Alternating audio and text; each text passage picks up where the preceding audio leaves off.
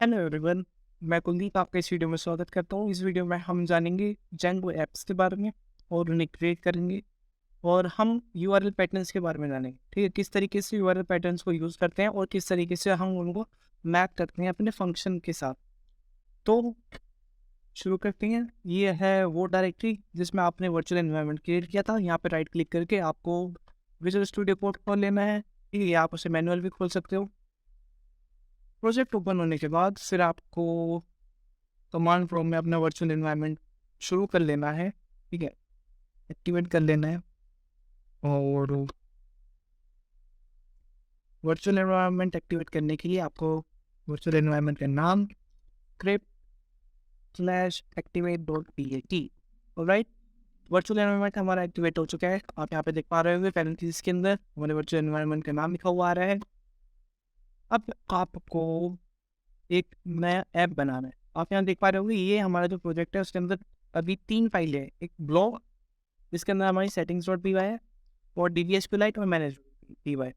App पहले हम जान लेते हैं ऐप क्या होता है। तो ऐप एक सब मॉड्यूल होता है हमारे प्रोजेक्ट का। ठीक है, वो ये खुद में ही इंडिपेंडेंट होता है, मतलब दूसरे ऐप से इंडिपेंडेंट होता है और आप इसको इनहेरिट मतलब अडॉप्ट भी कर सकते हैं दूसरे प्रोजेक्ट में। ठीक है, जो भी हमारे बड़े बड़े प्रोजेक्ट्स होते हैं हम उनको डिवाइड कर देते हैं सब ऐप्स में और हर एक ऐप का एक पर्टिकुलर फंक्शन होता है। ठीक है, तो हम ब्लॉग ऐप बना रहे हैं। ब्लॉग ऐप में आपको यूज़र रजिस्ट्रेशन करवाना पड़ेगा, लॉगिन करवाना पड़ेगा। ठीक है, ब्लॉग्स अपलोड कराने के लिए आपको एक पेज बनाना पड़ेगा, होम पेज बनाना पड़ेगा। तो अगर हम इसको कैटेगराइज करें तो हम जो यूज़र की एक्टिविटी है, यूज़र का डेटा स्टोर करेंगे, उसके लिए हम अलग ऐप बना सकते हैं। ठीक है, तो वही हम करेंगे। अब यहाँ पे सबसे पहले ऐप बना लेते हैं। आपको जहाँ पे आपकी मैनेज.py है जिस फोल्डर के अंदर, उस फोल्डर में उस फोल्डर को कमांड प्रॉम्प्ट पे ओपन कर लेना है। ठीक है, तो हमने ऑन कर लिया। उसके बाद कमांड रन करनी है पाइथन manage.py स्टार्ट ऐप। ठीक है, और ऐप का नाम हम बनाएंगे ऐप माई यूज़र के नाम से। Hit enter. सो आप देख पा रहे हो कि यहाँ पे एक नया फोल्डर बन चुका है माई यूज़र के नाम से। ये आपका ऐप है और इस माई यूज़र के अंदर एक फाइल होगी models.py। ये आपको ब्लॉब्स के अंदर नहीं दिखेगी। ठीक है, क्योंकि जो हमारा डिफ़ॉल्ट ऐप होता है जो हमारा प्रोजेक्ट बनाता है उसके अंदर मॉडल्स फाइल्स नहीं बन सकती। ठीक है, मॉडल्स मतलब डेटाबेस की फाइल नहीं बना सकती। ठीक है, तो माई यूज़र, अब इसको हमें रजिस्टर करना पड़ेगा हमारे प्रोजेक्ट के अंदर ताकि पाइथन ये जो हमारा जेंगो है ये जान जाए कि हाँ हम दूसरे ऐप को भी यूज़ कर रहे हैं अपने प्रोजेक्ट के अंदर। तो वो कैसे करेंगे, तो settings.py में जाना है आपको और इंस्टॉल्ड ऐप के अंदर ये प्री डिफाइंड ऐप है जो कि हमारा एप्लीकेशन यूज़ कर रहा है। ठीक है, एडमिनिस्ट्रेशन के लिए एडमिन ऐप, ऑथराइजेशन के लिए ऑथ ऐप और बाकी सब चीज़ों के लिए अलग अलग ऐप यूज़ कर रहा है। अब हमें यूज़र का डेटा स्टोर करने के लिए, यूज़र की एक्टिविटी को हैंडल करने के लिए हमने एक कस्टम ऐप बनाया है। उसका नाम हमें यहाँ पर डाल देना है। ठीक है, माई यूज़र ये इंस्टॉल हो चुका है हमारे प्रोजेक्ट के अंदर, मतलब अब हमारे प्रोजेक्ट को पता है कि हम इस ऐप को यूज़ कर रहे हैं। ठीक है, तो ये था ऐप के बारे में। अब हम जानते हैं यूआरएल पैटर्न्स क्या होते हैं। तो हम ur.py फाइल खोल लेंगे, है ना। अब इसमें एडमिन का मतलब क्या है कि अगर हमारा जो बेस यूआरएल होता है मतलब लोकल होस्ट, तो उसके अगर आगे हम /admin लगा देंगे तो वो ये वाले फंक्शन को कॉल कर देगा admin.site.url। ये जेंगो का डिफॉल्ट व्यू है जो जेंगो की लाइब्रेरी के अंदर डिफाइन किया गया है पहले से। ठीक है, अब हमें होम पेज के लिए एक यूआरएल चाहिए होगा, तो हम उसको बनाने के लिए क्या करेंगे, पाथ यहाँ पे यूआरएल पैटर्न जो होगा मैच करेगा हमारे यूआरएल के साथ। तो होम स्लैश लगाना ना भूलें लास्ट में। ठीक है, और उसके बाद जब हमारा होम यूआरएल हो तो क्या कॉल हो जाए, वो एक फंक्शन कॉल हो जाए। यहाँ पे हम फंक्शन का नेम डालेंगे। ठीक है, और वो फंक्शन को हम डिफाइन कहाँ पे करेंगे, वो फंक्शन को हम डिफाइन करेंगे views.py के अंदर। अभी ये मैंने केवल बताने के लिए आपको लिख दिया है पर ये चेंज होगा अभी। ठीक है, तो वो फंक्शन हम इस वाली डायरेक्टरी के अंदर एक फाइल बना लेते हैं views.py। यहाँ पे हम वो फंक्शन बनाएंगे सारे जो भी यूआरएल से हम मैच करेंगे। ठीक है, तो यहाँ पे एक फंक्शन बना लेते हैं डिफाइन फॉर्म। इसके अंदर आर्ग्यूमेंट के पास करेंगे रिक्वेस्ट। ये जो रिक्वेस्ट आर्ग्यूमेंट है ये है यहाँ पे WSGI का ऑब्जेक्ट, मतलब HTTP रिक्वेस्ट का ऑब्जेक्ट भी आप कह सकते हो, ठीक है। WSGI मैंने आपको बताया था कि सर्वर गेटवे इंटरफेस होता है, तो उसका ऑब्जेक्ट है ये, ठीक है। वो हमने पास करा और प्रिंट करते हैं हम hello I am inside of view, alright. So ये हमें पता लग जाएगा कि हम इस फंक्शन को एक्सेस कर पा रहे हैं या नहीं कर पा रहे, ठीक है। और ये जो रिटर्न करेगा भाई, इसने आपकी रिक्वेस्ट को एक्सेप्ट करा, यूजर की रिक्वेस्ट को, अभी कुछ रिटर्न भी तो करेगा, ठीक है। जब भी आप ब्राउजर पे अपनी URL डालते होगे तो वो आप उसे क्या कर रहे हो, रिक्वेस्ट भेज रहे हो अपने सर्वर को, वो आपको फिर रिस्पॉन्स करता है ना, रिस्पॉन्स देता है ना आपको, वो वेब साइट्स के वेब पेजेस के अकॉर्डिंग आपको रिस्पॉन्स करता है, ठीक है। तो हमें यहाँ से रिटर्न भी करना पड़ेगा एक रिस्पॉन्स। अभी जो आपका यहाँ से रिस्पॉन्स रिटर्न होगा ये या तो आपका जेसन रिस्पॉन्स हो सकता है या HTTP रिक्वेस्ट रिस्पॉन्स हो सकता है, ठीक है। सो उसके लिए हमें क्या करना पड़ेगा, हम इंपोर्ट कर लेंगे जेसन रिस्पॉन्स को यहाँ से, ठीक है। सो Django very from Django.http import JSON response, right. और हम यहाँ पे रिटर्न कर देंगे JSON response। अब ये पैरामीटर क्या लेंगे, डेटा, ठीक है। सो डेटा हमारा क्या होगा यहाँ पे, हेलो Django, राइट। अभी हम इसे सेव कर देते हैं।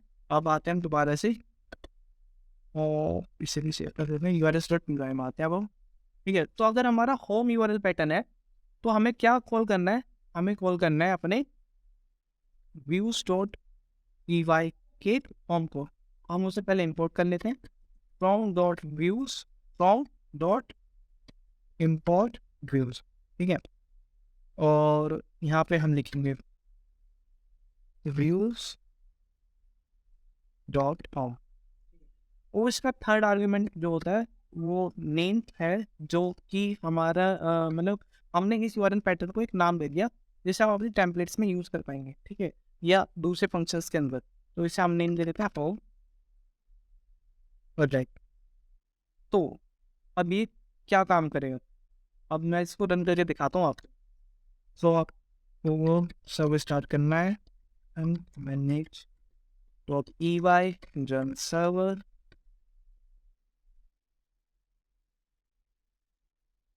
सो स्टार्ट हो चुका है। इसको हम बोल सकते हैं कि तो यहाँ पे अगर हम डालेंगे देखो, सो हमने यहाँ से रिक्वेस्ट किया था, ठीक है। अब मैं इसको वर्कफ्लो आपको बताता हूँ। हमने यहाँ पे URL डाला था, ठीक है, ये हमारा बेस URL हो गया या ठीक है, डोमेन हो गया आपका ये।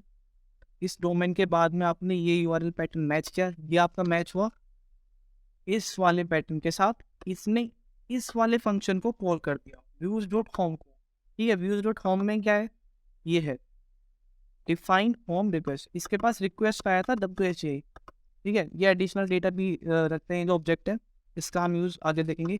तो ये फंक्शन कॉल होने के बाद इसने print hello I am inside home view, ये कहाँ पे प्रिंट किया, ये आते कंसोल पे प्रिंट किया, ये रहा hello I am inside home view. और इसमें रिटर्न क्या कर दिया, रिटर्न कर दिया जेसन रिस्पॉन्स।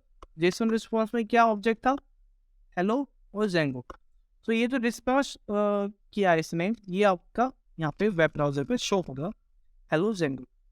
अब ये जो रिस्पॉन्स है आप यहाँ पे टेम्पलेट्स को रेंडर कर सकते हो, ठीक है, या अगर आप REST API का यूज़ कर सकते हो, वो REST API का ऑब्जेक्ट हो सकता है रिस्पॉन्स का, ठीक है।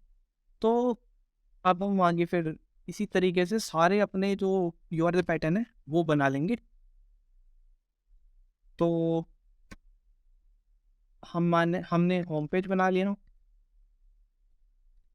अब हम बनाएंगे एक, हमें पेज चाहिए होगा जहाँ पे हम अपने ब्लॉग को पढ़ सकें, ठीक है। सो ब्लॉग को पढ़ने के लिए हम बनाएंगे blog read blog dot blog और इसको हम नाम से बुलाएंगे, ठीक है। और क्या क्या पेज बना सकते हैं, लॉगिन पे जो रजिस्ट्रेशन पेज हम अपने इस वाले ऐप के अंदर डिफाइन करेंगे। तो व्यूज, इसको ही हम कॉपी पेस्ट कर लेते हैं, ठीक है। ये हमारा ब्लॉग हो गया। आई am inside blog view, hello change blog, okay. हम इसे रन करके देखते हैं। सो लेट्स, हम यहाँ पे urls.py को सेव करना भूल गए, तो इसे हमने सेव किया और फिर लोकल। ऑलराइट, सो अब हम देखते हैं कि जो हमारे रजिस्ट्रेशन पेज और लॉगिन पेज होगा यूज़र का, वो हम इस ऐप के अंदर बनाएंगे, ठीक है। इस ऐप के अंदर भी हम एक urls.py फाइल बना लेते हैं, ठीक है। अब जितने भी यूज़र से रिलेटेड हमारे URLs होंगे वो इस ऐप के अंदर हम डिफाइन करेंगे, ठीक है। तो उसका जो बेस URL होगा, मैच होना शुरू तो हमारा यहाँ से होता है, जो URL पैटर्न मैच होता है वो इस urls.py से मैच होता है, ठीक है। तो हम यहाँ पे पाथ यूजर्स, ऑलराइट, यूजर्स के बाद हमें यहाँ पे मदद लेनी पड़ेगी इंक्लूड फंक्शन की। ये जो आपका सेकंड आर्ग्यूमेंट होता है पाथ का, ये आपके दो तरीके के आर्ग्यूमेंट ले लेता है। एक तो आपका फंक्शन हो गया और आपका एक इंक्लूड फंक्शन हो गया, ठीक है। तो इंक्लूड फंक्शन हमें बताता है कि दूसरे ऐप के यूआरएल पैटर्न को हमें इंक्लूड करना है, ठीक है। सो इंक्लूड, इसके अंदर आपको पाइथन का जो आपकी इंपोर्ट स्ट्रिंग होती है ना, वो आपको यहाँ पे लिखनी पड़ती है। तो हमारे माई यूज़र ऐप के अंदर यूआरएल्स जो है वो हमें इंक्लूड करना है, ठीक है। हमने इसे करा सेव और अब हम माई यूजर्स में आ जाते हैं। नीचे बता रहा है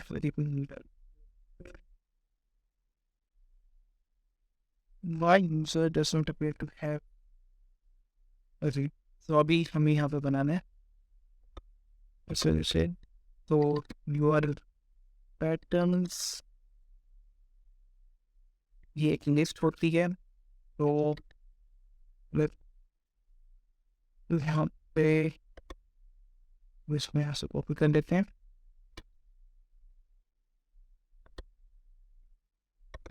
राइट,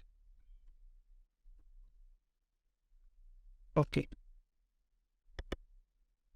सो आप यहाँ पे पाथ, और अगर यूजर्स के आगे हमारा रजिस्टर है तो यहाँ पे हम व्यूज में एक फंक्शन बना लेते हैं, डिफाइन रजिस्टर और रिक्वेस्ट, और हम यहाँ पे इम्पोर्ट कर देते हैं फ्रॉम tango डॉट http और JSON response। हम यहाँ पे रिटर्न कर देंगे JSON response को, JSON response and inside it's chained inside that save किया और यहाँ पे यूआरएल पैटर्न्स को इंक्लूड करा, रजिस्टर करने के बाद पहले इंपोर्ट कर लेते हैं डॉट और views, then views dot register और इसका हम नाम दे देते हैं या रजिस्टर। हमने किया सेव और ये हमारा सर्वर चल गया। तो यहाँ पे रजिस्टर डाल के देखते हैं, यूजर स्लैश रजिस्टर, यूजर्स, ये हमने यूजर्स डालना है। सो आप देख पा रहे हो, तो ये कैसे मैच कर रहा है, ये हमारे डोमेन। उसके बाद इसने यूजर्स चेक किया, ठीक है, तो यूजर्स कहाँ था हमारा, ये यहाँ पे था। यूआरएल्स यूजर्स को चेक किया, फिर इसने यहाँ पे इंक्लूड कर दिया माई यूजर्स डॉट यूआरएल्स, ठीक है। अब वो वर्क जो इसका फ्लो है वो इस वाले यूआरएल्स के अंदर चला गया, और इसके पैटर्न के साथ इसने मैच करना शुरू किया। इससे सबसे पहले पैटर्न मिल गया रजिस्टर, ठीक है, रजिस्टर इससे मैच कर गया, फिर इसने यहाँ पे कॉल कर दिया हमारे रजिस्टर फंक्शन को, ठीक है। तो रजिस्टर फंक्शन हमारा क्या था, ये रहा। इसमें क्या रिटर्न किया, हमें रिस्पॉन्स रिटर्न किया इनसाइड यूजर टैग, ऑलराइट। तो ये हमारा प्रिंट हो गया। तो यही था इस वीडियो में, ठीक है।